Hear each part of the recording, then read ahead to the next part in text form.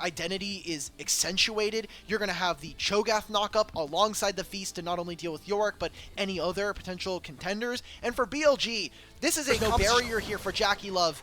Kanavi says, I can't help anymore, guys. You're just going to have to either take a recall or suck it up, because I have an entire bot side quadrant that I still have to contest for. Seeing the picture-in-picture how those flashes were lost. It is On who's able to move, and Hong, I don't think you're going to be able to do too much here. So let's just get Kanavi is clear. Let's get towards that top side of the map. Trying to go for the hero steal onto that scuttle, and now Shadow wants to look for that engage. He's got Elk in position. Hong, a head-scratching first blood. The first for the bot lane angle. Instead, Shadow's going to be spotted in that tri-brush. Kanavi just trying to poke and make sure the dragon is there as Knight does dash forward, goes for the Emperor's Divide onto Cream, but Kanavi is here to cover for his mid laner. Again, as it's been all series long, Knight cannot buy a 1v1 against Cream early, and it may not have been first blood. Part of the wave. Really, really clean stuff. You see that BLG, they can't even move forward here. He's separated from On, but no, he got body blocked! Holy moly, minion block! Jagulev has to flash. Looks like the minions even want BLG to go to game 5 here, and Shadow's trying to propel them further. The shield comes down just in time for the Ren to come through for Elk. That is a disgusting BLG minion. We gotta get him a pay. Is Kanavi feeling comfortable to just solo out this dragon? Grubs are about a mere 10 seconds away. We're seeing the swaps finally start to come through here for BLG. On going to use that spellbook to TP up towards the top side. They've got 369 in the 2v1, and what is that mostly doing here? When else in all of LPL regular season have we seen Knight getting repeatedly throughout series focused in lane and getting targeted, as well as also falling? Usually Knight is pretty decent about being able to survive the ganks for the most part. Jackie Love getting traded upon. Gonna get the handshake to pull him away from the turret. No, they can't get him out of the aggro, and Hog's in a snap engage. Elk takes a turret shot. Glacial Fissure gonna knock him up, and Elk and On overextend themselves, and just like that, their 2v2 lead explodes. Cream can't even get here in time. Use the Weaver's Wall, has to go right back into mid lane. I know. Coach Homie is incredibly stressed with how this is looking. Ben's dead. Ben. Yep, sayonara. There's the Rupture knockup, and Kanavi's second kill. In the vision that do have control of this Drake pin. They're going to be able to start, but here comes the Weaver's Wall from Cream. Elk is sectioned off for the rest of the team, and the flick back lands on to On, and he uses the bailout just to buy time. 369 flashes himself back out of safety. Kanavi uses the ult to go right on top of Elk. Remember, he was pushed out of the fight, and now he's pushed back towards his fountain as Cream continues to land CC after CC, and BLG are falling one at a time. It's only Knight with the Emperor's Divide to find some form of salvation, but even that, salvation doesn't mean any kills. Those all go to top esports. I love this pull and tug that we're getting from these two teams here. Not only have we talked about the interaction between our two top Shadow at him, you throw Beitwan, it doesn't matter. The way this guy's playing, no one can stop him except maybe the defending champion jungler. It feels like he has a date with Destiny in as the culling drops through. Elk and On very low. It's got to be the redemption that sets up for the Rift Herald take.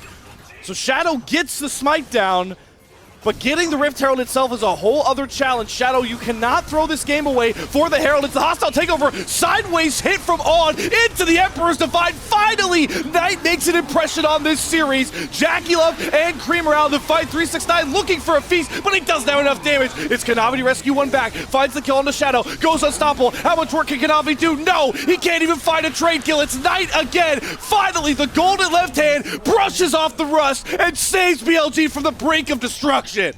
Let's get a recall in, boys, because we have got a fight, and a game makes up for what was a lost fight around the dragon. If Talia does not have flash or she cannot react in time, that's a free kill going over to BLG. Those are the two carries falling. Shout out once again our sponsor, prodiff.gg. You can use 10%, get 10% off with LPL 10 to learn sweet moves like this on how to use a Rift Herald, set up for Octagon properly, and bring your solo queue rank up as we see Hong look for the engage on to Shadow. A huge choke coming across here for BLG. Redemption going to be able to stave off a lot of the early damage from Bilibili. Oh my god. Kanavi was doing a hell of a lot of damage. That flash from Shadow basically saves him in this play, but now we're in a spot. On. Flick back, no hostile takeover. Picked off again, just like the big fight won for TES, and they want more. They're hungry, feasting to chomp down on BLG, and Shadow without flash is the next one to see a Stone and a wolf pack hunt him over the wall. Minute before this dragon spawns would be sole point here for top esports. Let's get this mid-tier 1. Let's use that demolish on 369. How will BLG be able to enter into Fog of War? There are no wards on this bottom side jungle for them, and there'll be buttons that'll be very important for TES to play with as we get closer to Night and items, something we haven't been able to say all series long. Gotta watch how those two leads interact as the stance for the dragon is set up. This would be Ocean Soul for top esports at around 20 minutes, a huge win con for them to get, but they are losing control rapidly of the river, and 369 is trapped in the play place. Gonna get the knockup, flash himself back out of safety, slippery stones, making sure nobody can fall 369, but the roots of the tree of Maokai follow. Hostile takeover, all of it to get 369. Kanavi goes in looking for the trade, cooling off to the side from Jackula, but none of the kills are coming through. Shadow's the first one to fall, Cream has to flash back, but Bin is hunting him down with the maiden. Kanavi's gonna re-engage though, Bin's gone too far forward, and Kanavi will not let him get away with it. Fate sealed, throws on into the next waiting arms, and Kanavi gets himself the triple kill. Kanavi looking for the highlight moment to end BLG's season, but Knight says, hell no! Bow down to the might of the gold left hand, and BLG! 3-0 triple kill for Elk here. He is putting Kanavi. Can we allow for Elk and Knight to fire away at their opponents? It is so hard to play Kalista into a Talia, an unraveled earth. Look at that picture-in-picture right now. We are going to the Baron. No flash on Jackie Love, no flash on Cream. The Otacon below half HP. Guys, this replay isn't that worth it because the engage is coming out from BLG. Otacon aggro going to get dropped here. Hong trying to use a Glacial Fissure to buy some space. Bin has to flash over a seismic shove look from Cream.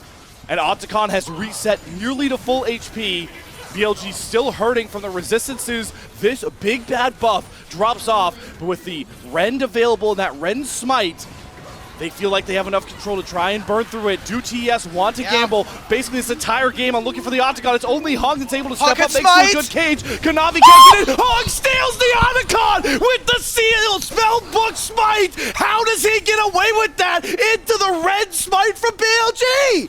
We were setting up that you have Kalista for the Rend. That is all she can do in mid-game. BLG on this roster. He gets sent off into Weibo. So many questions about if Hong was going to be able to perform. Oh no.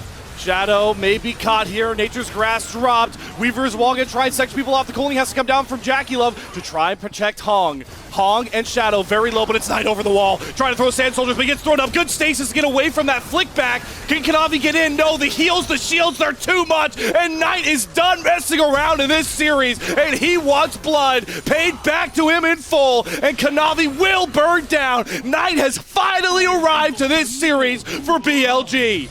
There it is, and that should be what feels like the nail in the coffin for this game number 4.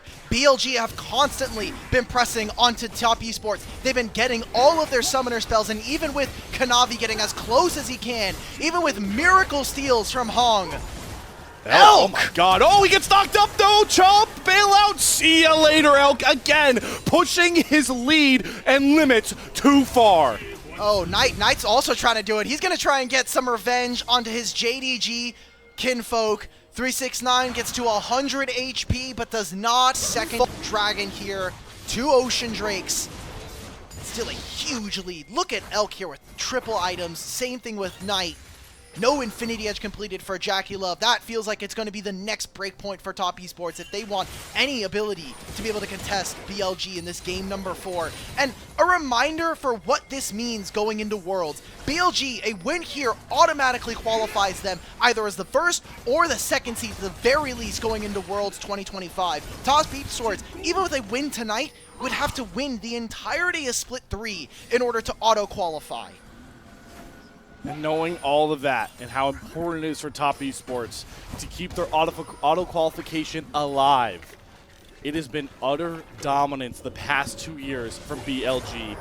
They are 5-1 in best of 5 formats up against top esports. Their only lone loss Funnily enough, mid-range that we were talking about from draft. Can they make a pick onto a single member? Can the Unraveled Earth provide to be enough of a nuisance for some of the players here, some of the champions on BLG? They're going to start this up. Your Rens have to be true. Shadow, you have to be able to land this. Have to be able to hit your smite key. They're going to try to trade the Baron for maybe Bin. Here comes Weaver's Wall. Kanavi's in the pin. Does he have another steal in him? No! Shadow finally secures this Baron. Gets the Ren down, and BLG have the Baron, but they're looking for more. They want to end this game now as Elk uses the Fate's Call to throw on in, and Elk is dipping, dashing, and dodging all around TES on their backline. Cream and Kanavi can't even find the kill on the Shadow, and they can't knock down Knight. The LPL English Split 3 MVP shows up in the witching hour. Ace to BLG. Bring on Game 5. Bring me Silver Scrapes. That's what we wanted to see, and there was no other way this series could have ended. It could not have been without a 3-0, a 3-1. It had to be 5 games for a spot in the grand finals. BLG have arrived, 7-1-7 for the man in the mid lane. Let's go ahead. Let's get that game number 5. 40 champions off the board, LPL finals, Worlds contention, all on the line as we are tied up 2-2 in the upper bracket. Let's get excited. Shadow.